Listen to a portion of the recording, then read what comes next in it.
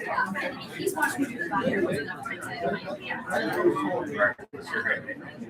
evening, everyone. Good evening. Thank you so much for coming despite the weather. I realized it was a little iffy there for a while. Really appreciate you coming here. The White Public Library welcomes you, as well as the League of Women Voters, to our Mindful Matters program tonight, so we can hear the state of the city from Mayor Mark Weber. A little information in case you don't know him, which I can't believe you don't, but Mayor Weber has called Perrysburg home for more than 60 years. He is a 1975 graduate of Perrysburg High School and attended Jackson Community College. He retired in 2019 from the International Brotherhood of Electrical Workers Local 8. Mayor Weber was elected to the Perrysburg City Council in 2021 after having twice been appointed to fill vacant council seats. He was elected to a 4-year term on City Council that same year. In 2025, Mr. Weber was elected Perrysburg's 69th mayor. During his time on council, he chaired Finance and Economic Development Committees and served on the Personnel Committee, and the Service Committee, where he played an active role in guiding the city's fiscal planning and operational priorities. He's a member of the Community Reinvestment Area Housing Council and the Perrysburg Rotary Club, and he left this out, as well as the League of Women Voters, but I'm adding it in. Not intentional. Not intentionally, no. And serves on the board of directors for the Perrysburg Area Chamber of Commerce and the Perrysburg Area Historic Museum.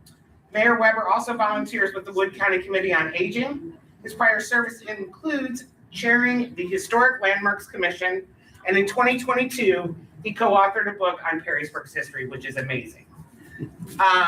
Let's all give him a warm welcome.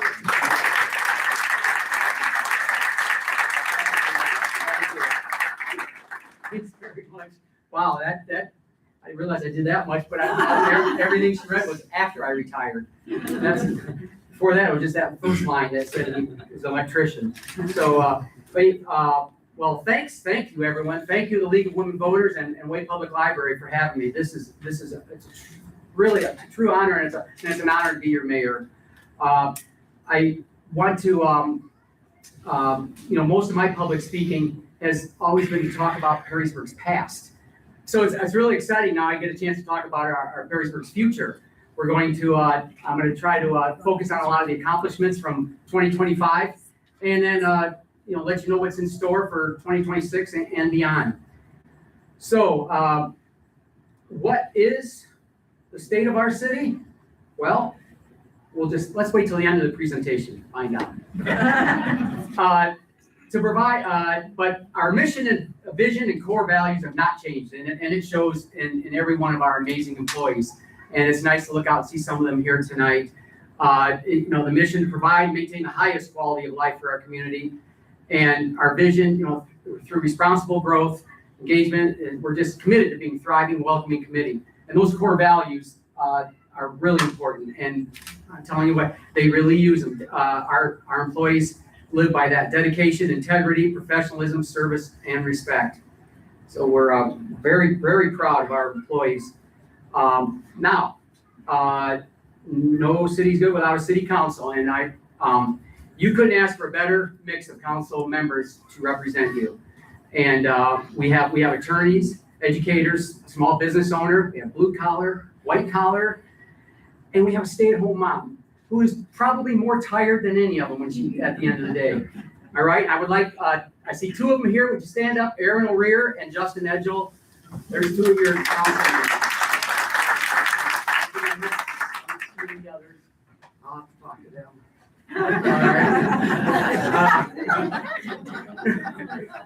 We'll see. We often think of city services in terms of budgets and tax dollars, but the truth is, it's not dollars that plow our streets. It's not dollars that fix our pipes or respond to our emergencies. It's people, and I choked up when I talk about it because it's the people. The more than 200 dedicated employees, that many of them are your neighbors, and they show up every day with pride in everything they do. And tonight, I want to put faces to those the service and recognize those people as we go through the departments here. So that's going to start with. I pressed the right button here. I did something wrong. Wait a minute. See, Casey, you can't trust me. Okay, there we go. We'll start with the administrative staff. And from left to right, this is Casey Kenworthy. He is the greatest public information officer we could ever ask. He's really, really, he has saved my bacon so many times. I can't tell you. And he really helped me put this slideshow. We worked together, and it really, I think we turned out a nice product here. Dana Brown Bombries is she's that friendly voice you hear when you call in. So she always smiles like that all day long. Pat Jones, our assistant administrator, and Joe Fawcett, our administrator. Joe Fawcett, yes, that's him right there. Stand up, Joe, come on. All right. Joe, he is the day-to-day here. I mean, I wouldn't be anywhere without him, and he knows it. Our HR department with manager Kelly Chalfant and Elaine Bishop, and then on left is David Moore. He's our health and he's our safety and health coordinator. Kelly and Elaine handle all the personnel and insurance things, but Dave is really good at his job is to make sure our employees are well trained. They have all the personal protection equipment that they need to do their job safely, and we're very, very fortunate to have him on staff. That just started a year or so ago, and there he is in action doing of all things a bucket truck rescue training. So he's very, very well trained, and he passes a lot of that knowledge on. Some of the 2025 highlights from we have in the HR department, we hired 24 new full-time hires, 1 part-time, 12 internal promotions. Now that is saying an awful lot, I think, for our staff, that they're training these people properly. We invest a lot in our employees, and we want to keep them. So keep them trained, and they want to stay here. And so we're able to. We like to promote from within, and they've earned it. Every one of them are in those positions. They've earned to be promoted. We had 4 internal transfers last year and 6 retirements. So then we move on to the finance department.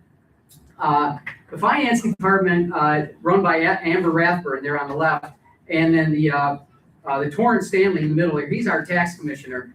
Between the two of them, Torrance and his team make sure they're keeping a good eye on all the revenue coming in, while Amber and Kayla Trego on the far right there, they watch every penny going out. And trust me, they watch it very close, and really just all of our expenses go through a lot of layers before your money is spent. And but they don't, not much gets past them. So they do an incredible job. And as a matter of fact, our finance department was recognized last year by the Auditor of State for a spotless audit. And that's not easy to do. And then Dave Krebs here has dealt with auditors, and he knows that they always want to find something, but it really makes them mad when they come in, they can't find anything, and they didn't find anything last year. So just last week, the city received a credit rating from the S&P Global of AA+. And I'm told that is about as high as you can get with a city our size. So that's really saying something too. So we're really happy to have them. And so let's see. Now, well, just real quick, I won't spend a lot of time on these charts, but I want you to see this pie chart of the general fund, the revenue. As you can see, the big blue section is the main revenue is from income tax, and our about 66%. And other sources are hotel tax, property tax, earnings on investments. And that used to be a pretty little sliver piece of pie, but now it's gotten to be a pretty good sized piece of pie there. That dark one is our earnings on investments. So we're doing a really good job of investing the money as well. The rest of it rounds out is licenses, permits, and fees.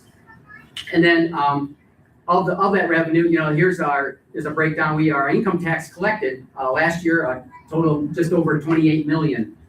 And that was 2.4% higher than the year before. And we're very much trending that way coming up, in this year. And I think we're going to be probably get that every year. So now we just take a look at the budget. The budget, we are very, very conservative with our budget when it comes to our budget.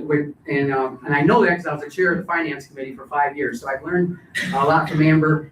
And we budget low on the revenue, and we budget high on the expenses. And then we know that gives us the breathing room we need for any unexpected expenses. So, because when you look at, now if you look at this, the two biggest departments there where our budget is the emergency services. And they are probably, we have the most personnel with them, but they also have the most expensive equipment to keep everyone safe. So that's, nearly 50% is emergency services. But, you look at a fire engine, I just found out at 1.3 million for a new fire engine now, and a ladder truck's 2 million. So medic vehicles, and we got a couple of them coming this year, they're $400,000 a piece. So that's why, but that's what we need. So we need to stay safe. Street division, and between the street division and the public parks, they do about 15%.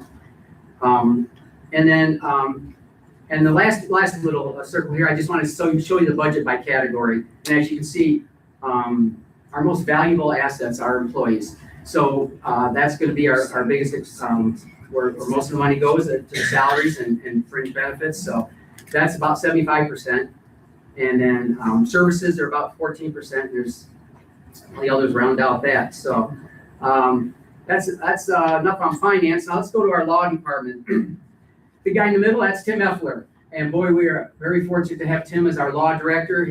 He is very dedicated. He's just about the first one to leave and the last one to leave every day to that office. But he's joined by, on each side of him, is our prosecutors, Prosecutor Khaled El-Wardani and Assistant Prosecutor Melissa Bergman. And we have a certified paralegal there, Jennifer Hamilton, 30-year employee. So you wouldn't think it looks like she just got out of college, but she's just a terrific asset to our prosecutors department there. And then Shannon and is our victims advocate over here. And Samantha Jacobson, our council members will tell you, we wouldn't do much without her. She's our clerk of council, and she's also a law assistant. So but the prosecutor's office, they're not just there to prosecute, they're there to help. And that's what I like about they want to help people so they don't see them again. So 2025 highlights for our law department. Tim Effler drafted 111 resolution and 127 ordinances. So you see how that keeps council pretty busy because they all have to be voted on. Total criminal cases filed were 1,051, and traffic cases 5,263 traffic cases. So that office stays very, very busy. Now here's our municipal court. The Perrysburg Municipal Court. They serve 9 different communities, and we're very fortunate to have them here based in Perrysburg. Judge Aaron Mohanian.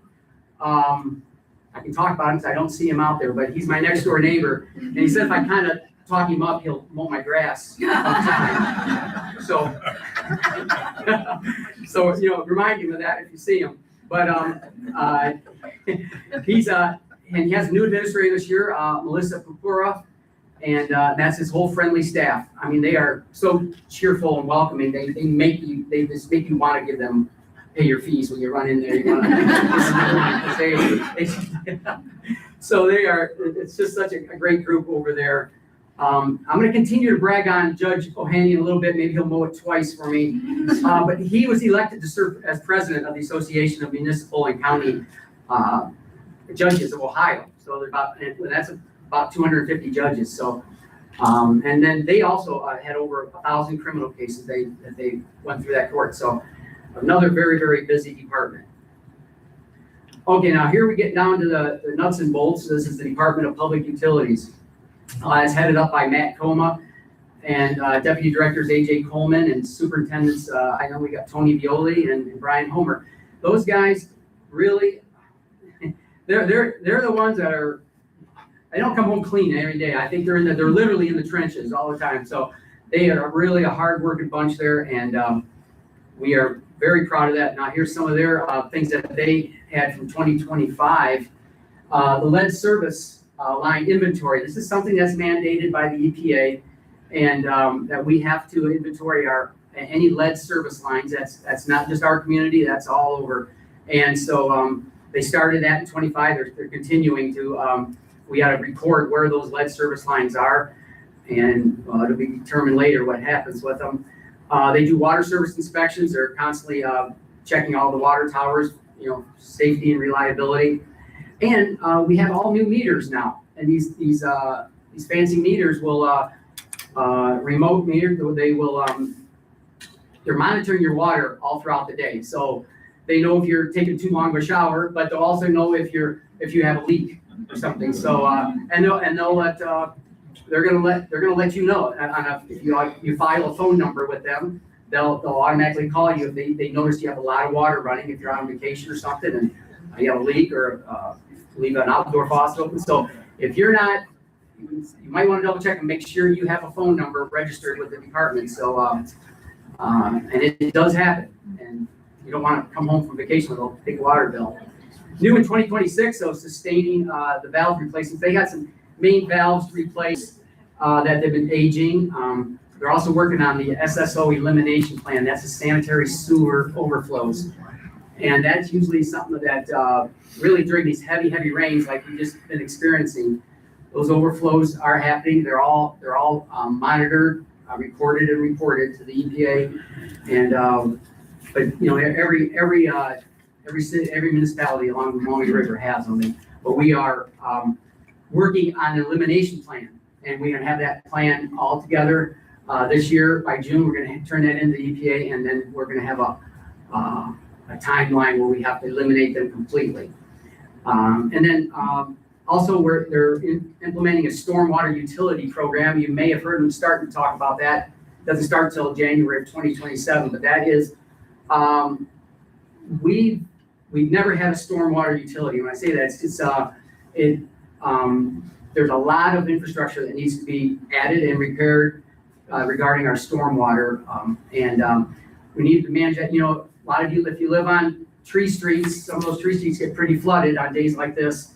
So this is all to start the program. We got to put some money. We have no funds right now set aside for stormwater. It's all sanitary or water.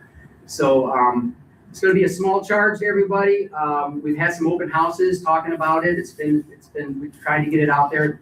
All the information's on the website, but it'll average a homeowner, well, no, all homeowners be $6 a month starting out. And so, go up about 50 cents a year up to about $8. So I think we're all kind of in this together, and we have to, work together to help out our neighbors too that are having some problems with all the flooding.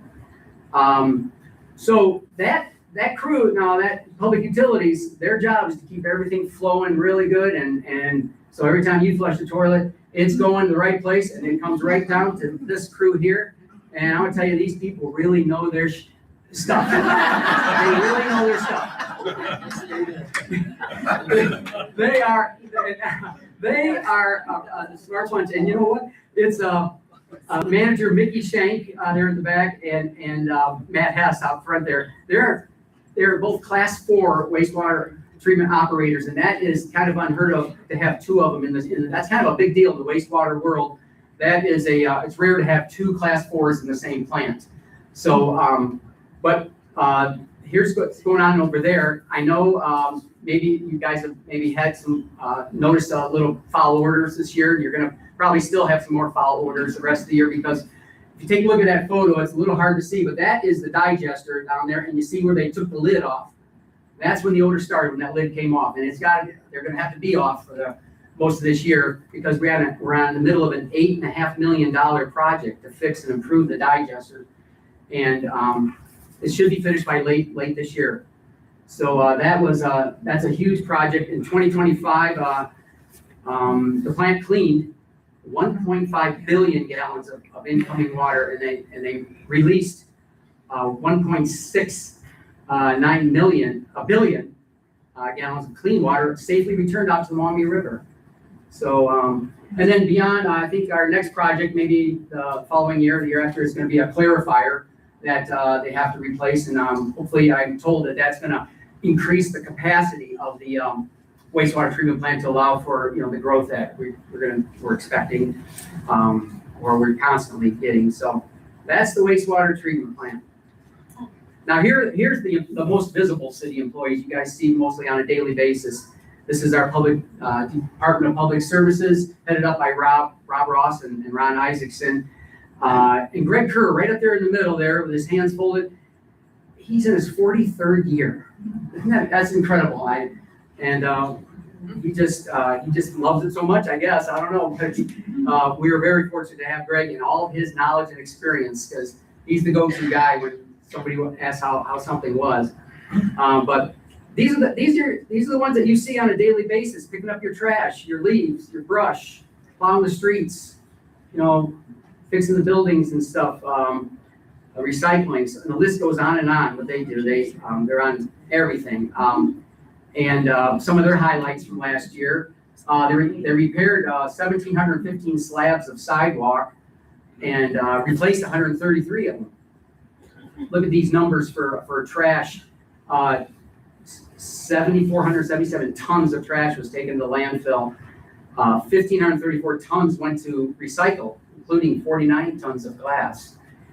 9,800 cubic yards of leaves. So, and they do a heck of a job of maintaining our 12 parks. And speaking of the parks, we 2025 over at Rivercrest Park got 2 new volleyball courts, and that was from the city received $9,600 worth of donated materials to do those with the stone, sand, and what have you to make those. And just as this year, they're already organizing a volleyball tournament.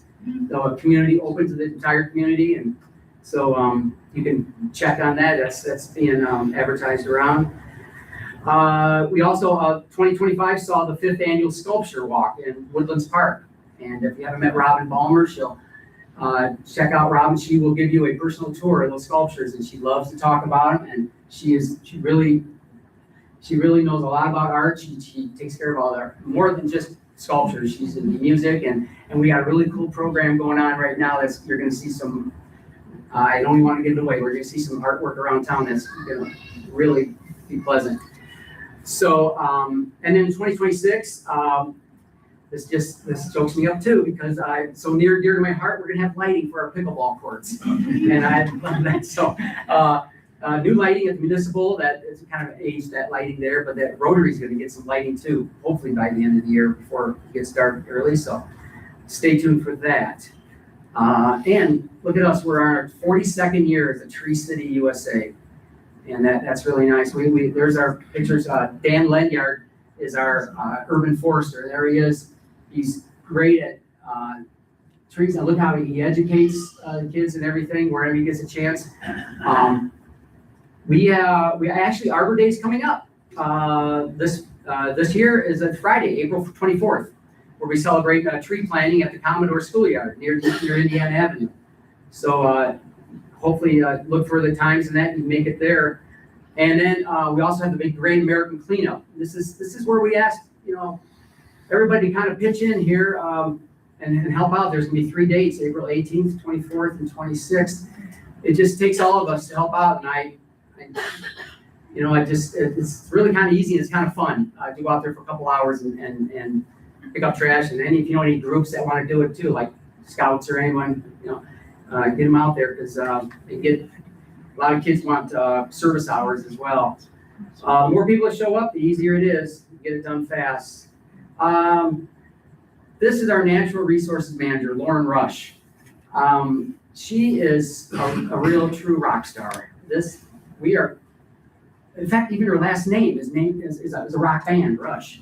So and to have an urban forester and a natural resources manager at the same time, I think we're the envy of a lot of the communities around here, because I don't think they have that. And but that just shows Perrysburg's commitment to protecting our environment, because we're a river city and we got to pay very close attention what every manhole, every grate, that's where Lake Erie starts. You got to remember that. What goes down those storm sewers that's going straight to Lake Erie. So she's very good on educating all of us, and I just can't say enough about her. And look, she wears a lot of different hats too. She's she educates people out the Out 577. There she is teaching about spotted lanternflies, and she holds these rain barrel projects there, these rain barrel clinics, and then she's always educating on recycling. And this year it started in May. I know we have somebody from the garden club here they're partnered up with us to have the community composting, and it's called Scraps to Soil. And who'd ever thought we get that many, you think of little table scraps, well, it really adds up. Since May of last year, and the community's really gotten involved in this, because we have sent out 46,000 pounds of food scraps have been collected since then. And that's over 23 tons of just food scraps and any other composting things that'll compost in there. Lauren says those 23 tons are equivalent to 250,000 little yellow Easter peeps. $250,000 of those. That's what it is. That's what it equals in weight. So every holiday she comes up with a different thing to compare it to. So, but that was the Easter version. Our Division of Engineering, they've really been extremely busy these past couple of years, and as you can see, our project that we have going on uptown. I have to say uptown. If I say the D word, I got some classmates back here that are ready to throw something at me. So it's anybody can say downtown if they want. Us older guys, we say uptown. So anyway, we got that going on a lot with another, but that's headed up by Brian Thomas there in the orange, and Tom Haar is our engineer on site out there, and then the inspectors, Matt and Mark. But they really have a lot going on. And take a look here. This is what I mean about these dedicated employees. Now Brian Thomas, he came to us in May of 21. And look what he's obtained in grant funding. Just last year, he got $818,000 in grant funding. And since he's been with us in May of 21, nearly $8 million in grant funding that he has obtained for us. So that's saying a lot. That's saving us that much money out of our general fund. So he really works hard to get that. And our council members, they are very appreciative because they never fail to thank him when he lets us know that at the meeting. So very thankful for that. So the revitalization project, it's in full swing in the historic district there. The finishing touches of phase 1 will be complete the next month when the lights come in. They haven't come in yet, or if they're in, we'll get them in hopefully by the end of May, and then I'll finish up the first phase. And then, as you guys know, that phase 2 is going strong now. I'll talk a little more about that. But throughout this whole thing, we just appreciate everyone's patience during the project. Hopefully, everything will be wrapped up by October, November. But please, please, please, between now and then, patronize the businesses down there. We want to, there is parking. We added 30 spots in that 300 block. So don't let the construction shy you away. It's, get a little bit few extra steps, but we've already poured a lot of concrete on that east side, so you can get into the businesses. So they really want to make sure that we patronize them during this whole thing. There's a section of the first phase. And this is the notable example of the city listening to the residents. It wasn't even on our radar to do this block until we had an open house over the Shallow Memorial to show the renderings of what we were going to do in the 100 and 200 block. And we had residents come to us and say, why don't you do the 300 block? Let's make it all look consistent. As a matter of fact, why don't you do the 300 block first? So we got some parking when you do the next ones. Great idea. And so the engineers got busy and got some estimates, and we found the money. And I want to say this, I might repeat it again. This entire project is being done with existing tax dollars. There is no front footage assessments to any of the property owners or businesses. So that's really important. So we've been packing it away for this, and we want to do it right because we want this to last a long time. But that just turned out great that we did that, because we went from 13 parking spaces to 30. And those parking spaces come in very handy now with this section. Now, if you haven't been uptown, you'll see that the east side is tore up right now, but the traffic is flowing southbound one way. And then in a few months, that's going to be done maybe in July or so, and then we're going to flip over to the other side. But during that time, the farmers market is still set to start next month, and we're going to line up those booths on this side here, right along the sidewalk, and then back to back, all the parking stalls will be empty, and they'll have booths there, and the street will be completely closed, so you won't have to deal with any traffic at all, and you'll be able to. So I think we're gonna have a great farmers market. It's going to be in these 2 blocks, and we're still going to have the food trucks down here. So that was one main thing. We wanted to keep the farmers market in this area and thrive. And I think we're all excited. And we did not lose a single vendor. They still have a long waiting list, and we still have over 60 vendors. So it's going to be a great year for that. We had, one of the things they had to do, and you'll see the stop signs there. Now we're dealing with stop signs. All the traffic lights had to come out, the street lights as well, because we had to cut all the electricity off in this whole area during all that construction. So, I get asked by a lot of people, Mark, why can't Perrysburg just be back the way it used to be, Well, look at it, we're doing our job. We got rid of the traffic lights, we're going back to stop signs. So, just like it used to be. So, if you love history, you can remember, if you've been long enough, you remember stop signs there. At least I know, I can remember no traffic lights on Route 25. That was something. But here's a kind of give you a good idea what it's going to look like. A lot of thought went into this planning of this project. That's why it took so long to get it off the ground.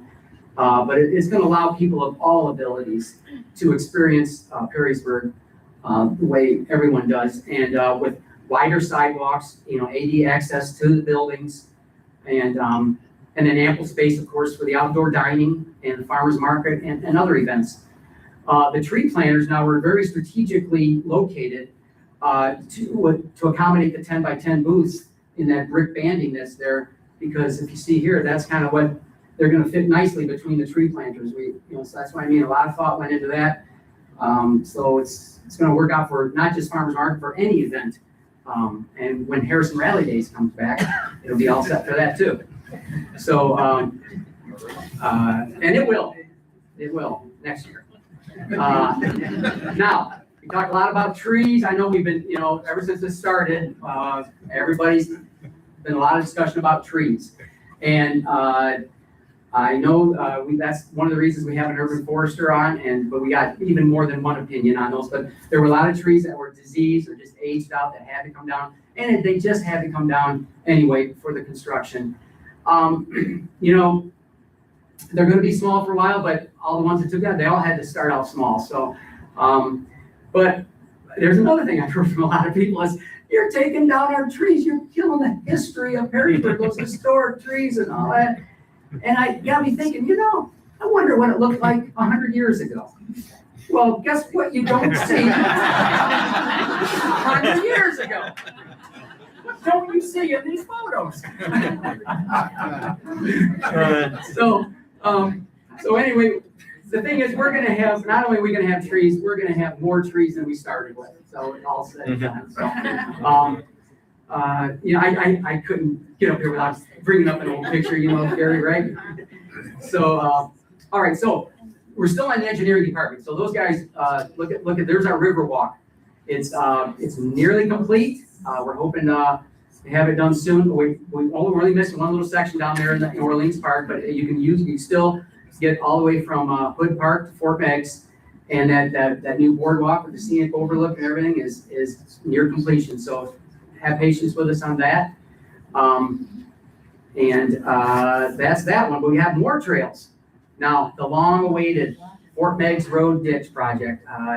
People are, unless you really got liking that snow fence that was along there, I think we're gonna take that snow fence out. And so, but the east bank of the ditch that's been falling into the ditch is getting all shored up and stabilized real nice. There's gonna be a nice 10-foot wide multi-use path along there.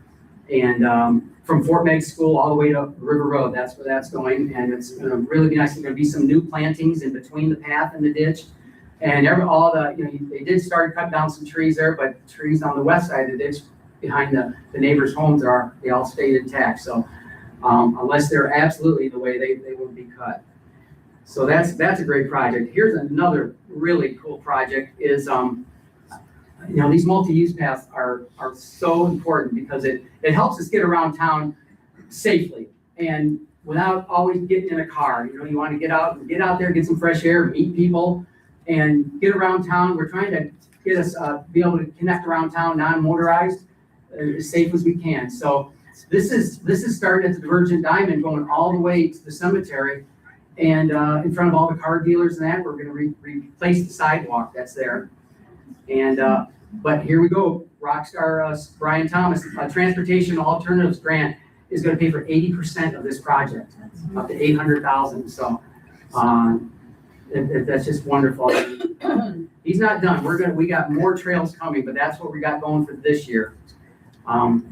Another project is, there's the 1965 municipal building that we're in.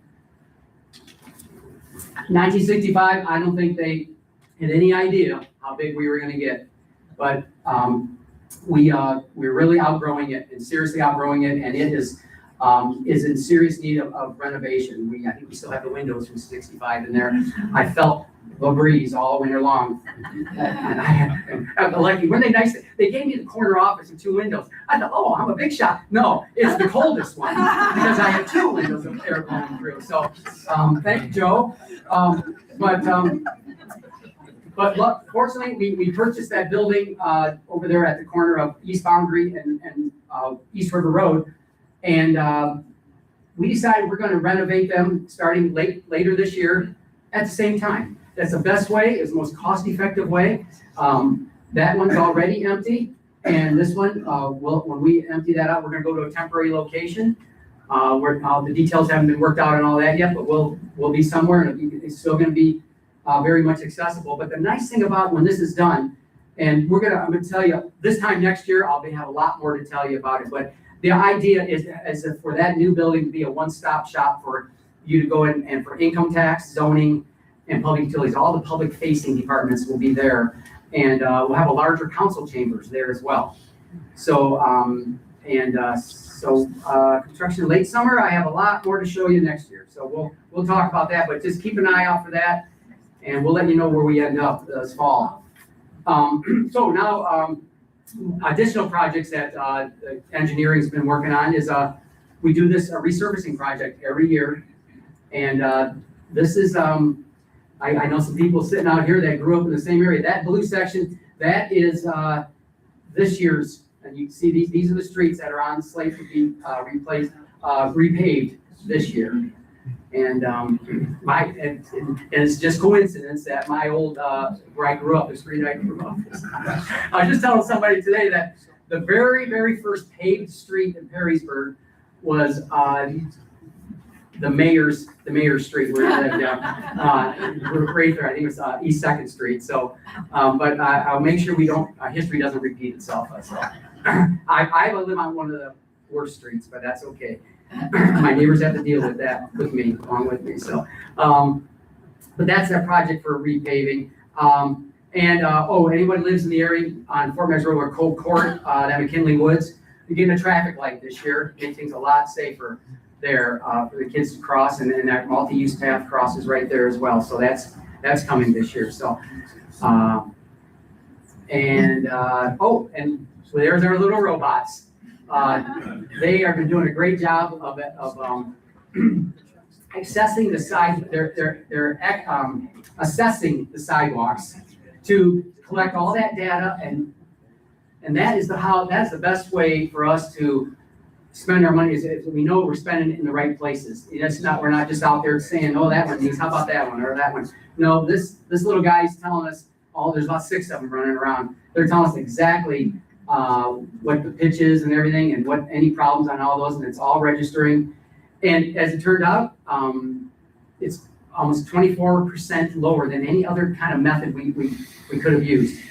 And but there are still a lot of humans involved in this, because there's still humans controlling those. There's humans collecting the data, and so we're not turning it all over to the robots. So, but if you see any of these little guys coming around, they're still here for about another 3 weeks. Stop them and talk to them. They'll tilt their head, they'll talk to you, and they blink their eye, and they'll change their eyes to different shapes. They're a lot of fun, and they love selfies. It says right on the side, I love selfies. There's a QR code on the side too. If you want to take a picture of that QR code, that'll tell you everything what they're all about. So they're very patient. We saw one trying to cross Indiana Avenue today, and right out in front of our office, and he was just kept going. It was the busiest time of the day. He just kept going like this. And so he's never going to get across. But he was waiting. Okay, let's go into our emergency services, our police division. Now here's the leaders of our police division, it's funny.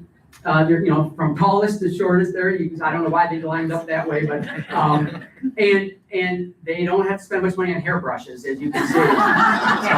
But Chris Sargent over here on the left, he's our chief, and Brenton Duran is on the far right, our deputy chief. They were just promoted to those positions just last year, and the 2 lieutenants, Jordan Gregory and Jesse Gomez. I had the pleasures of my first swearing in. I just swore him in 2 days ago.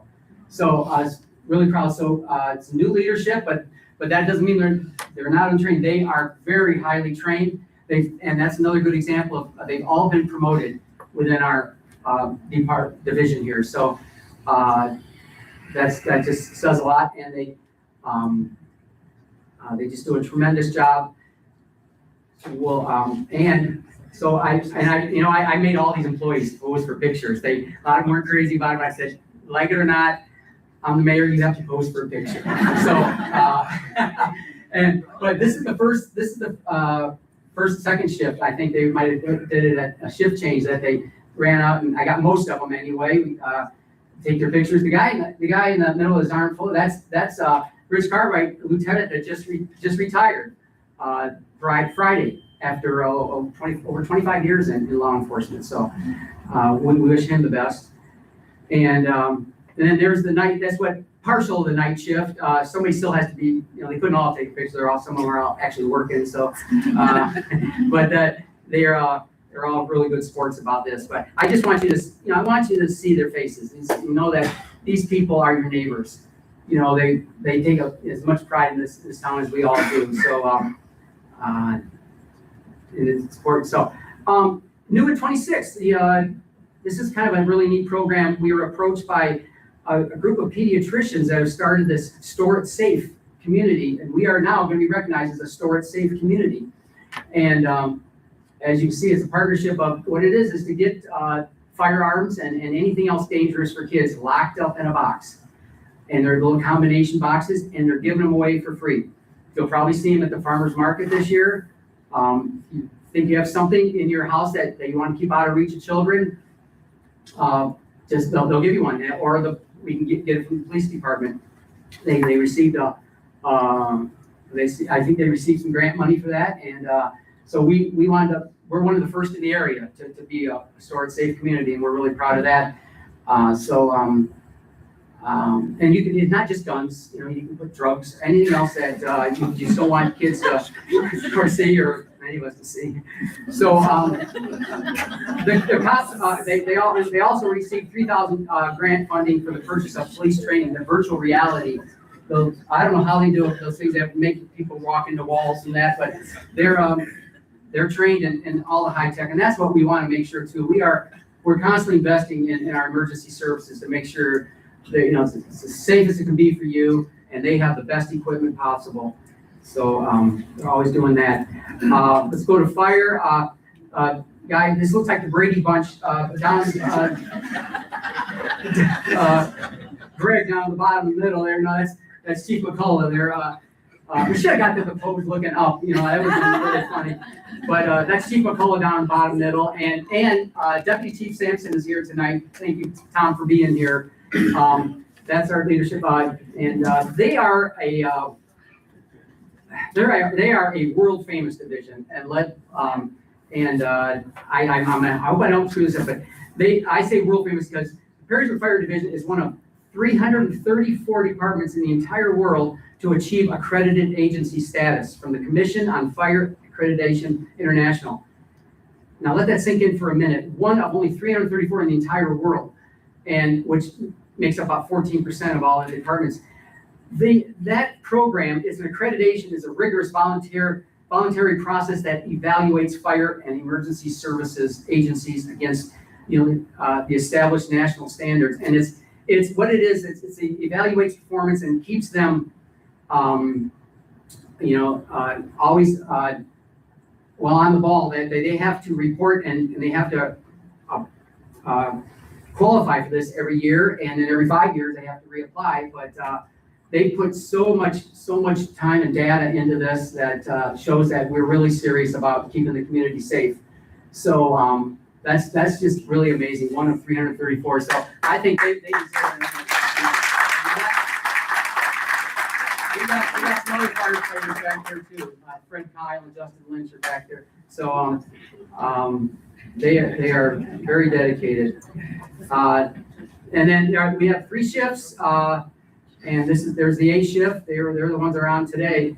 And these shifts work 24 on, 48 off, I believe. There's shift D, and there's Fred and Justin, who came here on their day off to be here. So thank you guys. They're the 2 bookends on that photo. Let's move on to zoning. I know I need to go faster. Sorry, there's so much I want to say here. So the Division of Zoning and Planning and Economic Development, head off by Brody Walters in the middle with Mark Easterling and Will and Heather.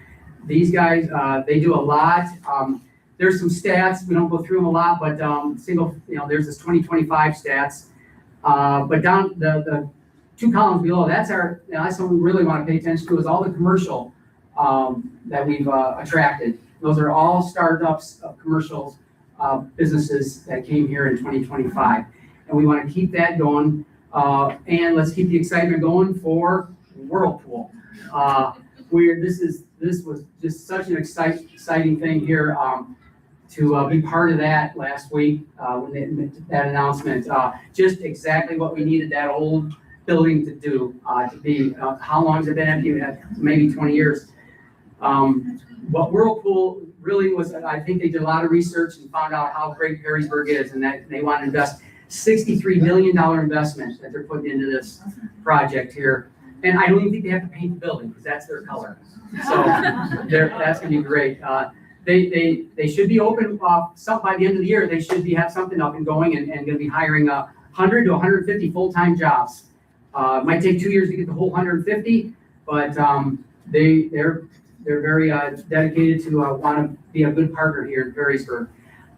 It's their 11th factory in the U.S. and the 6th in Ohio. And this factory is going to do injection molding, make the plastic parts for your washers, dryers, refrigerators, freezers, dishwashers. And that's called vertical integrated, that where they make their own parts and supply their own factories with it. So this plant will supply all the other Ohio factories, the other 5. And so, and their slogan is, started in America and staying in America. And now they're staying in Perrysburg. So, and we're very, very happy to have them here. So we're looking forward to great things there. And with that, we want to use that as a springboard to develop that area and then farther south as our economic development corridor. And that's very important to us, because that helps the schools. We want to work with the schools. We need to do what we can for them and try to broaden our tax base. And with things like this is what brings very good quality jobs and money for the tax money for the schools. Because it's the schools make the city and the city makes the schools. So we definitely want to work together with them. And you'll see that we're going to try to focus on that whole area from that point all the way down to, who knows, as far as we can go there. But the next block down is 5 Point. Office of Information Technology, our IT guys. You guys saw Zach Meredith up here. Boy, he's a brainiac, let me tell you. And all 4 of these guys are really, they really keep everything going. And but it's headed up by Andy Snyder. He's another guy we snagged from Bowling Green. I think Joe thinks he came here just because of Joe. I don't know, but could be. But we're glad to have him too here from Bowling Green. And then Donovan and Brian are there as well. But there are 25 highlights. They've upgraded their firewall system, and they're enhancing our city's cyber security. We definitely don't want to get in any situations where we're vulnerable. They updated the city's phone system last year, and they revised the GIS interactive maps, and that's one of them there. And these maps are really good for dashboards when you want to go online and find out, where's the leak pickup, what's going on here, what about projects, so that's going to be on there too, is about all the city projects map. They're going to have on there, and it'll answer a lot of questions. And so I'm getting really close to the end here. Community engagement, we're really big on engaging with the community. And that also, like I said earlier, Lauren Rush, that hands, we do a lot of educating. Our fire department does a lot of educating, fire division, I should say. And and then we want, we have our concerts, our Wednesdays at Woodlands. We have open houses. That was actually a kickoff for the sculpture walk, I believe. And but we do open houses too on for any major project. We want the input. And like I told you earlier about that phase 1 of Louisiana Avenue, that that happened right here in the Schaller building when someone was telling us what that how that great that would be as well. And we always do that for every major project, the open houses. And that's the best way to get your information. Don't get your information from Facebook. Come right to us and get it, okay? That's this. Oh boy. And then commissions and boards. Another good way to get involved in your community is commissions and boards. I started, you may have heard that in the bio, my very first thing I did was the Historic Landmarks Commission. I was scared to death. I didn't know what I was doing, and I had to have other people tell me that I could do it. They convinced me that I could do it. And pretty much why I'm here too. Someone convinced me I could do this. But anyway, the commissions and boards, we always have an opening.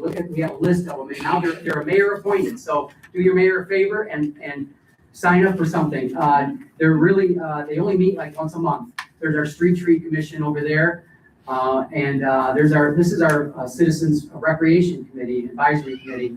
So, you find something that fits you, and if you can, give up a little bit of time a month, it's really helpful. And your input is very, very important to us. That we want to know that too. So, please do that. Now, this is a very exciting thing coming on this year. It's our 250th America, and Perrysburg is going to make sure we celebrate right. There's 5 anchor events that we have. We have a great committee headed up by Tim Anstead of the Perrysburg Chamber. There's the dates. Winterfest, we already had that kicked off our 250th, and the next one coming up is the treasure hunt that we've been promoting quite a bit to schools. That is really cool. Don't think that's just for kids. That treasure hunt is like an escape room of the whole town. You got to really put your thinking cap on. That the clues are going to be very clever, and you want to do that. And look for more details. I don't want to spend a lot of time, but it's a great prize at the end. And then Sips and Stories in October. That's a history trolley car. We're going to take trolley cars around town. We did it before on bicycles and walking. That didn't work so great, so now we got trolleys. Fort Meigs, we're going to have a huge, on September 19th, a huge community picnic. The old-fashioned community picnic. We're going to do right there on the grounds of Fort Meigs. So a lot going on there. And then, in June, Let Us Come is going to have a car show and a concert with a big name act. Pretty big name. I don't think we've announced it yet, but it's worth it. It's a free concert, so you don't even have to buy your tickets in advance. And so, having said that, we got, this is big, tomorrow at 4 o'clock. This is also part of the 250th, is the Liberty Tree. And this is the project started in 2023 by the Sons of American Revolution, which our own Barry Van Hoosen, who spent 12 years on the school board, 12 years on council, he is sponsoring a tree for us. They're only doing 250 of these throughout the whole nation. And Barry made sure that Perrysburg was getting one of them. So we're going to be planting this Liberty Tree in Hood Park at 4 o'clock tomorrow. And we're going to have a little ceremony. There's some patriotic music going to happen by one of our local music teachers in Perrysburg here, an elementary music teacher. And so I hope you can make that. That's tomorrow at 4 p.m. So I told you at the end, we're going to figure out what the state of the city is. So after all that, what do I think the state of the city is? I think it's strong. So, love that look on his face. He's determined. So, do I have any questions? Easy questions.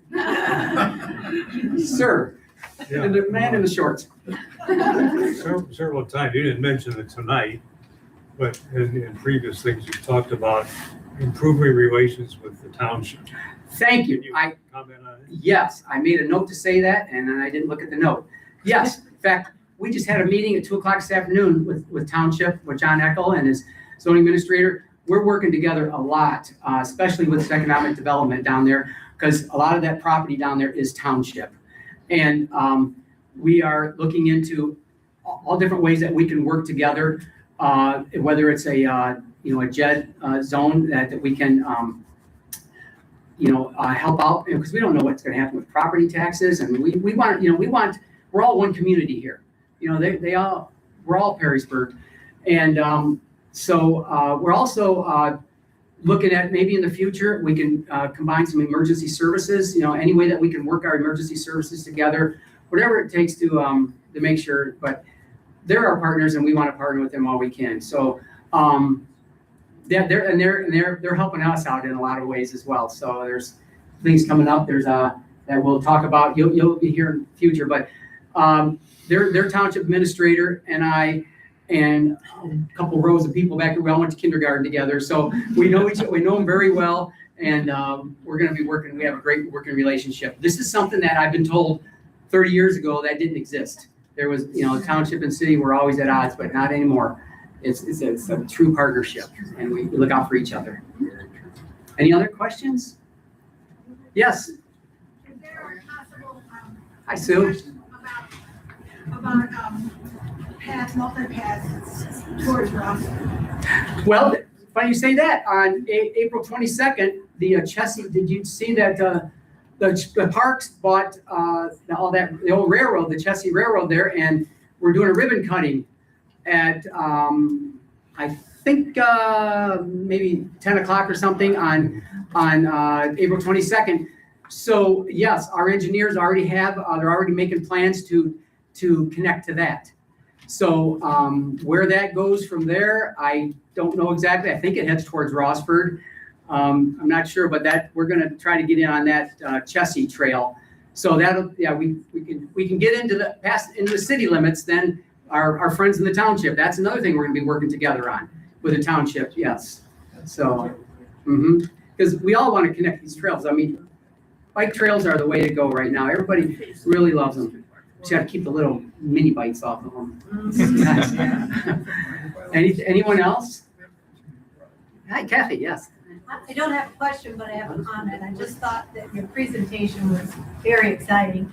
And I just think everyone here thinks Perrysburg's a great city to live anyway. I know Charlie is, it's Mr. Perrysburg. Yeah, Charlie is Mr. Perrysburg. So I just thought it's really exciting, and it made me want to be on a committee, and I haven't wanted to be on a committee since I retired. So I think that's.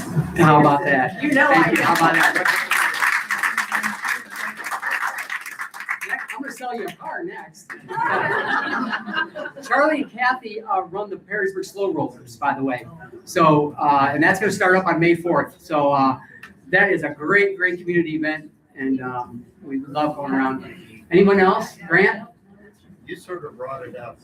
I have a problem with these electric bikes. Mm-hmm. I have to honk my horn coming out the sidewalk because they're going 25 miles an hour down the sidewalks. There's not a day goes by we don't get a complaint. Believe me.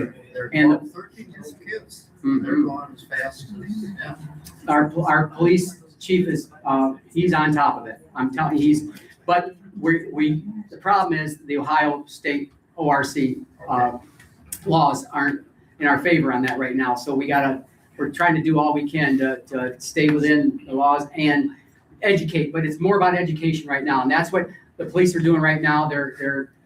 It's a shame. I think we have to educate the parents as well as much as the kids. But that's what we're working on. Yes, and that's what they're trying to do right now. They're stopping them when they see them.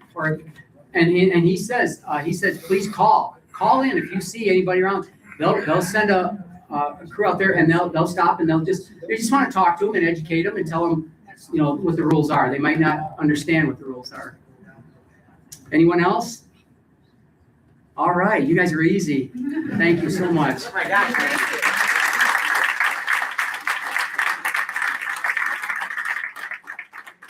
Thanks, Mayor Weber. It was wonderful. I too am excited to live here in Perrysburg and to see what's coming next. You again left something out. Oh, And I'm gonna tell them what it is, because you're going to be crocheting. oh my gosh, that event. Yes. Yeah, So Carl- for the Carl would 250th, be so mad if I didn't. she would be. Thank you. For the 250th, Mayor Weber is going to be here at the library next Wednesday at 6 o'clock. We have flyers in the back to remind you of them, knitting crochet squares, and then there's going to be a huge display. I'm not sure where it's going to be. Don't laugh. Where they're going to combine them all. So if you'd like to, instead of coffee with the mayor, this is going to be knitting with the mayor. And then, and the thing is, Carla said the squares are going to actually be knitted. They want you to do some stitching and put your own little design on the square that's already made for you. And then all these squares are going to make a big display for the 250th. So get your mark on there and whatever you want to do. But it is going to be a lot of fun, and it's just a big community event that everybody wants to. So everyone is welcome. So you can come. Yes, right here. Right here. Yeah. Crochet with the mayor next week. Thank you all for coming, and have a great night. Hi, man.